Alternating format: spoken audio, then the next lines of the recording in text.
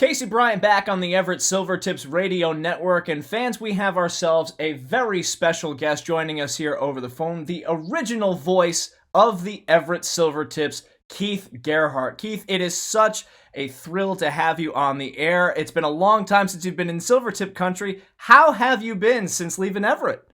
Well, thanks, Casey. Pleasure to talk to you. Things are going great. Family's doing well. Still here, live on west side suburb of Indianapolis, Indiana, in Plainfield, not too far from the Indy airport. Boys are growing up. My wife's still teaching. So I got two boys, 13, and one turning 11. They play a lot of sports. I'm active in a lot of the sports as well, with some coaching here and there, and being on different boards and for different little leagues and whatnot and stuff. But things are going great here in the Midwest. So I do miss Everett a lot, and I know my family and I have talked about it, trying to get back out there and catch it, show my family, or at least my boys anyway. The arena that I called games in was one of my probably the favorite 4 years of my broadcasting career. Now, you're a lot like me, where you're an East Coaster that made their way all 3,000 miles away to the Pacific Northwest. Coming away with it, what were your lasting impressions of Everett, the city, and the fan base? Well, one thing I didn't know is when I was hired on, I remember, former general manager Doug Sotart mentioned, I was going into it, like, well, they're not too far from Vancouver, British Columbia, so they should know hockey pretty well. One thing I didn't know at the time, when they built at the time it was called Everett Event Center, that it's a fairly new hockey area. I remember Doug Sotart told me, he called me on my, towards the end of our trip out there in Moses Lake, Washington. And he said, just so you know, we might not win a lot of games this year, but we're going to be competing here, the next couple of years after that. So I was like, okay. Going into it, with the fans, right away, it was hooked. They were hooked. And it helped with the quality team that Doug Sotart provided on the ice and the coaching by Kevin Constantine. And it just exploded from there. And the fan base just caught on week after week after week. And 8,000 fans in the seats almost every Friday, Saturday night for home games. It was an electric atmosphere. And it still is, don't get me wrong. But at that time, it was new. And the fans were excited. And it was for me, it was a blessing to be a part of helping them, educate them about the great game of hockey, getting the players out in the community, the whole Snohomish County and Everett area.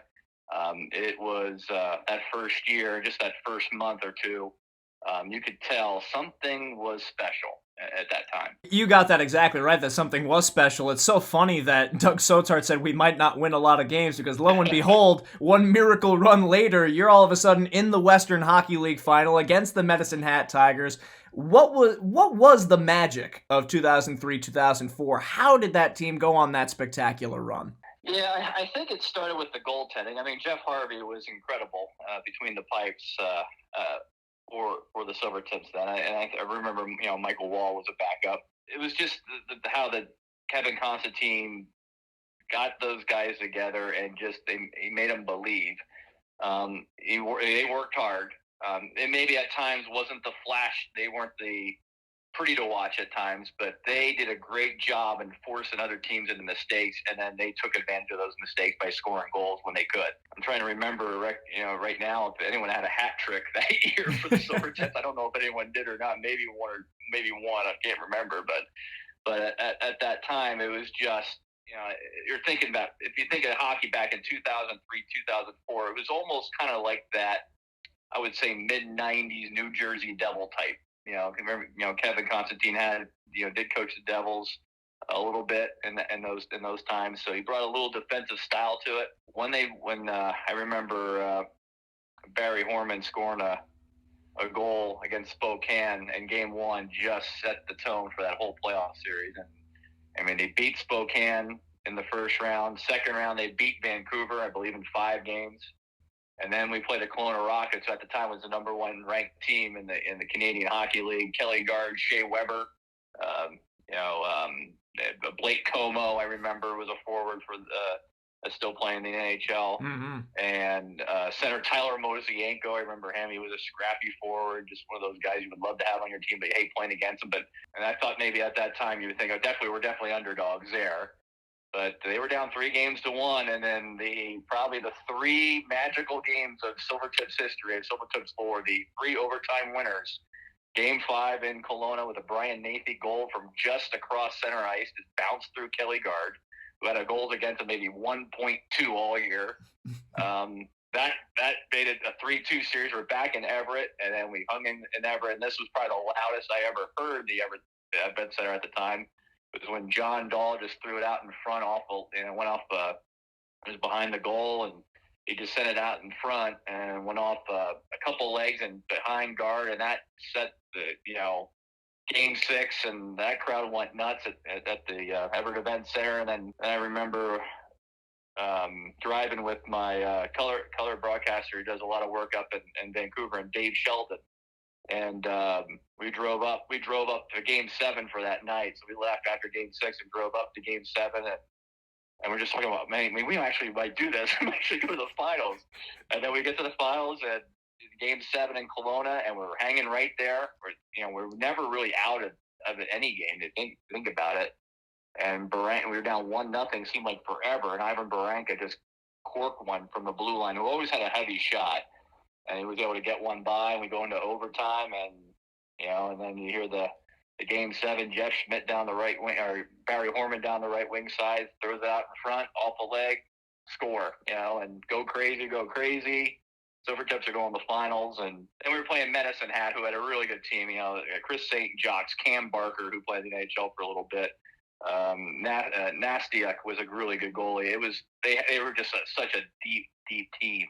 Fatigue and just the high of winning, against Kelowna just took its toll a little bit, and on the road. And we left from Kelowna right to Medicine Hat, so it was just like that. It was a quick turnaround, and unfortunately, it just didn't. At least we ended the season at home, which was nice. The fans could get a nice send off. It was just something special. Just everything seemed to work right, but everything seemed to kind of click, and just set the tone for how the Silvertips have done today on and off the ice. And it's still so fresh in people's minds, that whole run. It's funny, you shouted out Dave Sheldon there, and Dave still has gotten his feet wet with the Silvertips, in that when I was absent from a couple of games during the playoffs last year in Vancouver, Dave filled in for me for games 3 and 4 in Vancouver. So Dave is still very familiar to Silvertip country. It was great to hear him again. And you guys' chemistry on the air and your energy on the air is unmistakable. Going back and sifting through the highlights of that 03-04 run in those early days, people still just love to hear the energy, the crowd going nuts. It may be already asked and answered with the playoff run, but do you in particular have a favorite memory or a favorite call from being with the Silvertips? The 4 years here, obviously, the Kelowna series is probably the highlight. Yeah, and then just the energy. So that's kind of me. That's always kind of been like that. I don't think I ever sat down for a game. I'm always standing. I don't know how you do yours, but I'm always standing. Maybe, but Dave and I really had a great chemistry. First game of the year for the first ever Silvertips game in Kamloops. It just clicked. It was awesome. 2017. Was a fun season with Zach Hamill, Peter Mueller, Leland Irving, Moises Gutierrez, Dan Gender. I mean, you name it. Those guys, they deserve better. But I just remember some great goals there. The Zach Hamill between the legs. That was the same game where Mueller scored with like maybe 3 seconds left to tie it against Seattle.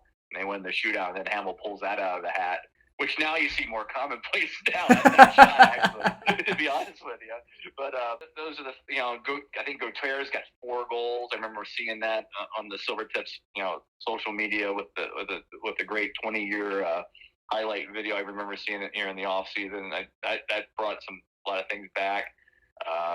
Dan Gender's overtime winner against Vancouver. That's another one I remember, because I remember that game. Because I remember Zach Hamill was in the booth with me that night, because it was the last home game of the season. Game really didn't mean much, and pretty much all your top guys sat out. So, and then we beat a Vancouver team that had pretty much played everybody, and they won in overtime on Gender just off a skated in.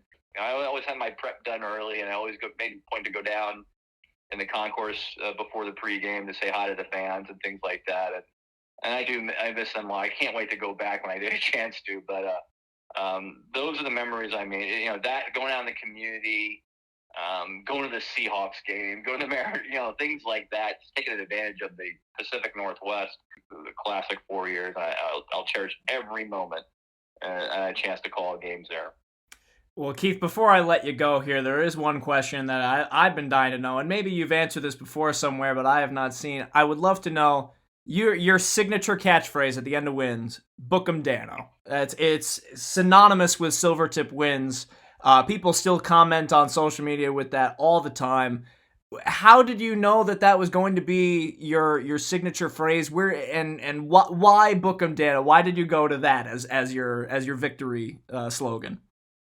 And you can use it, by the way. You have permission to use it the rest of the year if you want. I don't mind. Just for this year, if you want, it's fine. But I remember when I was growing up as a kid, my dad always watched the old Hawaii Five-0 shows, the old version, not the new version, but the old version. And I remember that the guy said at the end when they got the villain at the end, "Book 'em, Danno." That's it says. I just kind of used that in hockey when I was in ECHL with Johnstown. Same way with baseball. I always said "Book 'em, Danno," ball game over.